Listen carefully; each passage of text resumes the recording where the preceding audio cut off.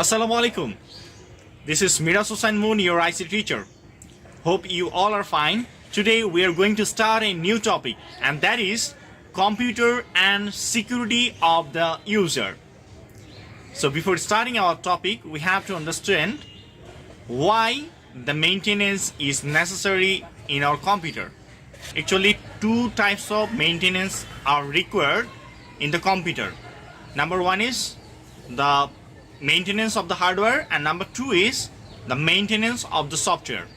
So basically in this chapter we are going to learn about the maintenance of the software. We have two types of software in our computer.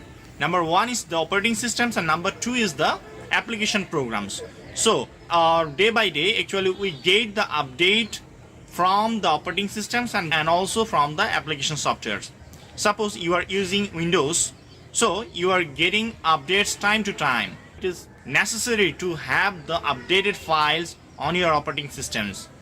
Actually, if you are ignoring the updates, that means you are ignoring the updated features. When a software is actually built, there may be some faults or there may be some bugs on that software. So when actually they provide the updates operating systems or to the any application programs, that means they are trying to correct those errors and they are trying to debug those errors. So it is necessary to have the updated files in your computer. It's a kind of maintenance for the softwares, and it may be both for the operating systems and it may be for the application programs. So I think you have already know what is the application programs. So application programs are those softwares which softwares are used for any specific works or any specific job. Suppose you are using a Photoshop software or photo editing tools, that means that is a special kind of softwares for using a specific purpose or for using a specific job. So that is the application program. So this is the number one point, and that was the maintenance of the software. So we can maintain the software in this way, like we have to update it time to time. And number two is, suppose you are doing any specific job in your application programs or operating systems, some cache file will be created on the specific application program or in your operating systems. So you should always take care of that matter, that you are cleaning that caches time to time. Always clear the junk files which are created by different application softwares and operating systems.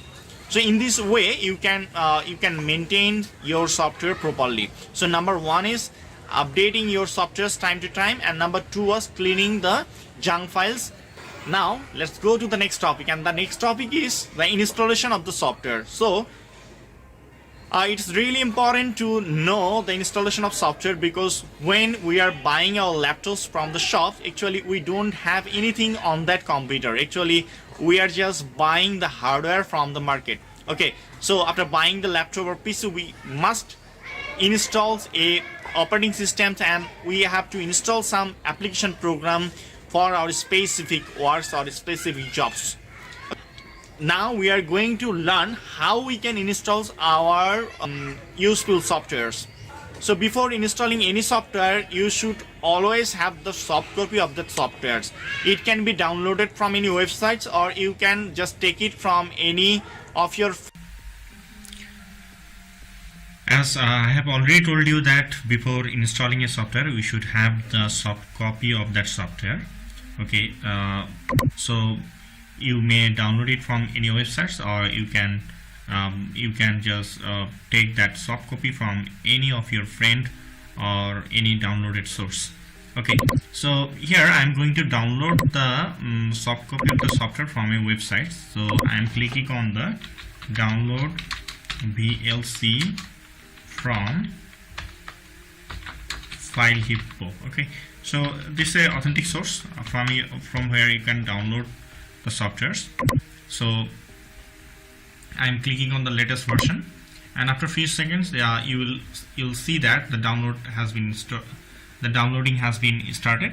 So I'm clicking on the save file, and after some seconds you can see that file has been downloaded on your PC. Okay, so I am going to the download folder, I'm going to the download folder, and here you can see that the software that I have installed here, that is a VLC 3.0.11 Win64. That means it's a 64-bit version. Okay, so I'm going to click on the open, and after a few seconds you'll see a dialog box, and I have to click on the yes, and then I have to click on the language.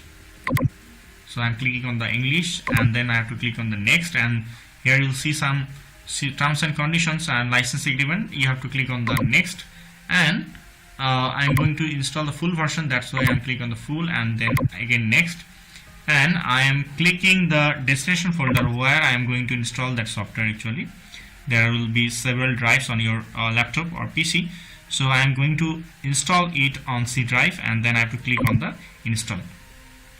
So after a few seconds, according to its size, or after a few minutes, the software will be installed on your laptop or computer.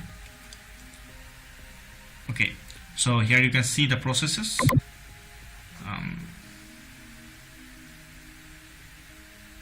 So after a few seconds or few minutes, it will be installed on your PC. Here you can see that the installation has been completed. If I click on the run VLC media player, then it will be run. After I click on the finish, here you can see that the software has been installed properly. Okay, so with the help of this software, you can play any kind of video file or any kind of multimedia files here. Okay, so that was the whole procedure of installing any software. Actually, the installation process are pretty similar for all kinds of softwares.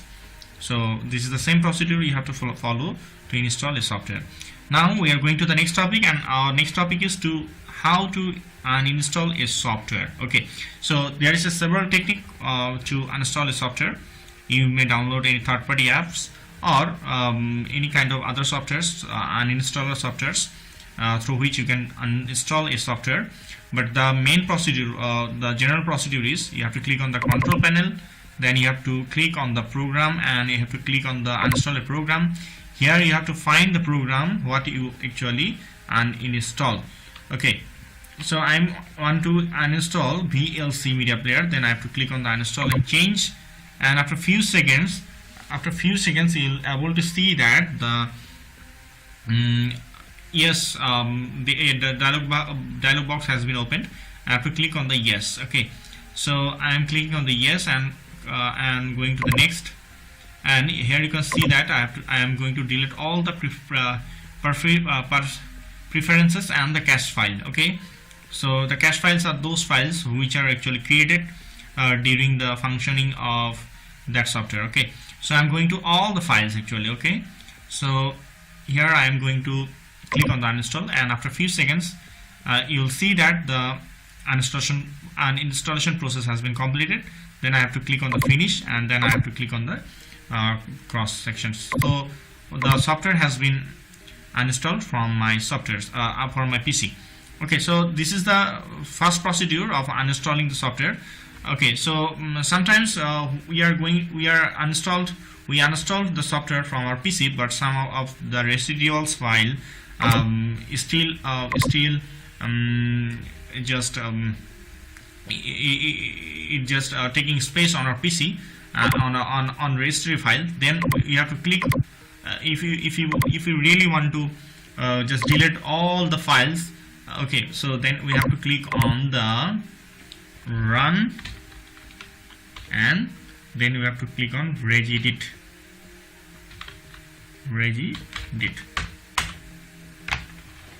Okay, so we are going to click on the Registry Editor. You have to click on the edit, and then you have to click on the find. Okay, so I am going to find the software that I have previously uninstalled, and that is the VLC.